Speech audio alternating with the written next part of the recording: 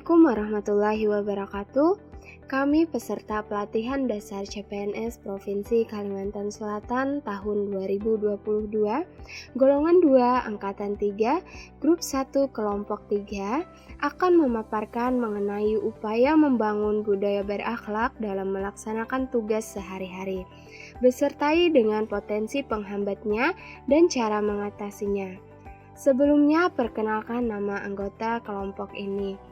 Yang pertama ada Rian Fauzi Rahman, Rizky Anor, Saiful Anwar, Wardah Tunisa, dan Zahra Tunisa.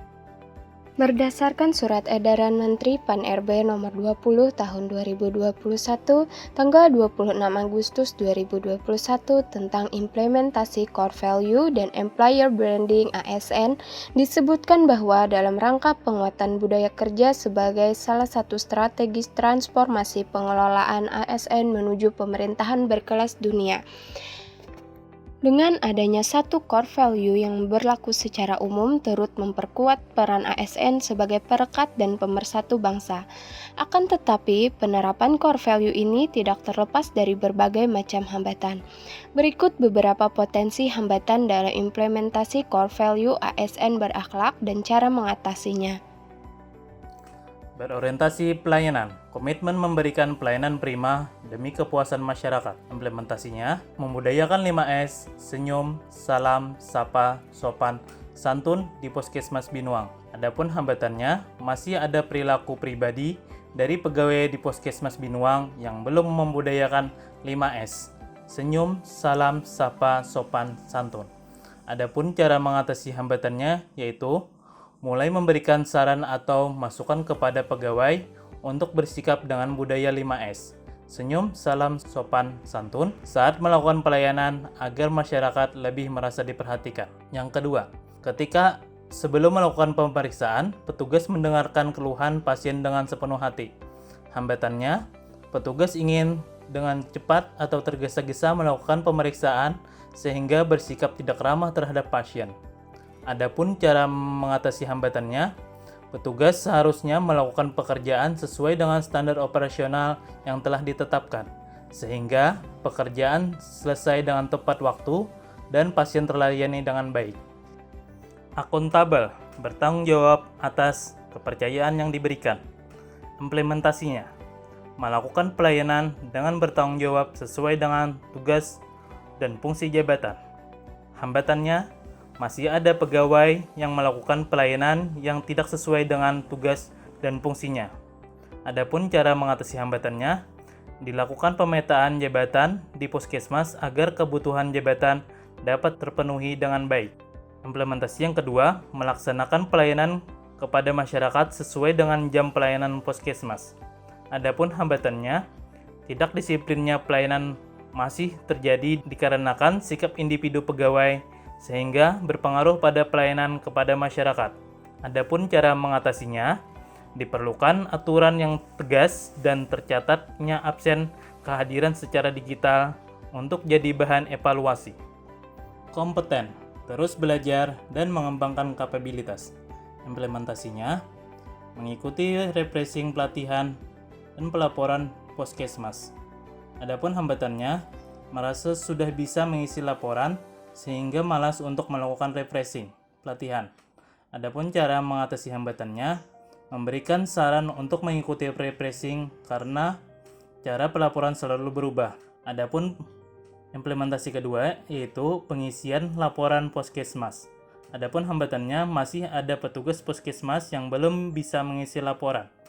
Cara mengatasi hambatannya, memberikan pelatihan pengisian kepada petugas secara mandiri agar bisa mengisi laporan. Implementasi yang ketiga adalah kehadiran petugas di kesehatan di puskesmas, yaitu hambatannya masih ada petugas kesehatan yang terlambat bahkan tidak hadir ke puskesmas tanpa pemberitahuan.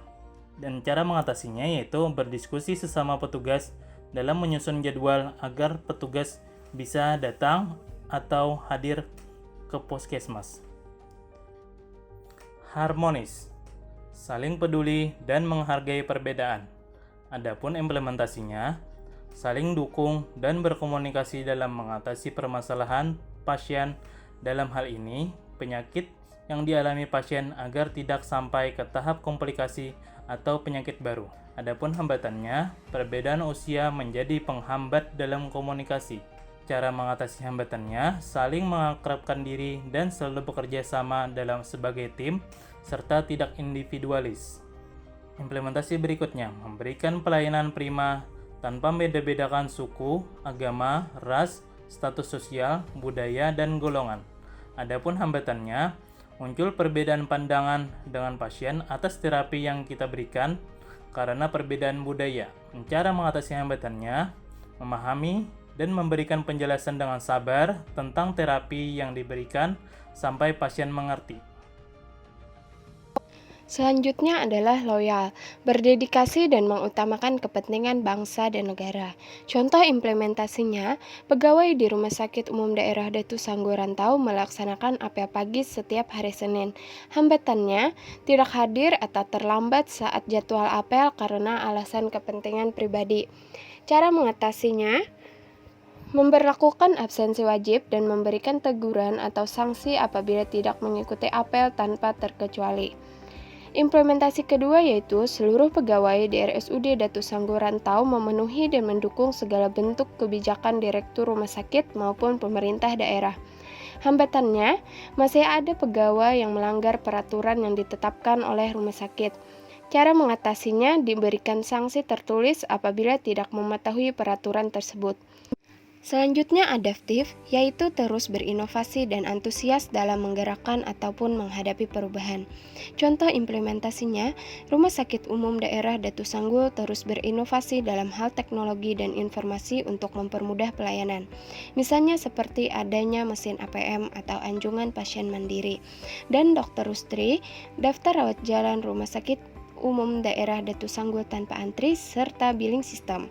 Hambatannya, keterbatasan dan kemampuan untuk mengoperasikan mesin APM. Cara mengatasi hambatan tersebut, yang pertama, dilakukan pendampingan untuk pasien-pasien yang tidak bisa menggunakan mesin APM. Yang kedua, membuat video tutorial mengenai mesin APM dan cara pendaftaran rawat jalan online. Video tersebut dapat ditayangkan di tempat pendaftaran atau tempat tunggu pasien. Selanjutnya adalah kolaboratif, artinya mampu membangun kerjasama yang sinergis. Implementasinya antara lain saling bekerja sama dengan rekan kerja seprofesi dalam memberikan pelayanan kepada pasien. Hambatannya, masih banyak petugas yang menganggap bekerja sendiri itu lebih nyaman daripada harus bekerja bersama-sama. Cara mengatasinya, membuat lingkungan kerja yang nyaman dan kondusif. Sekian pemaparan dari kami mengenai upaya membangun budaya berakhlak dalam melaksanakan tugas sehari-hari, serta potensi penghambat dan cara mengatasinya. Semoga bermanfaat. Wassalamualaikum warahmatullahi wabarakatuh.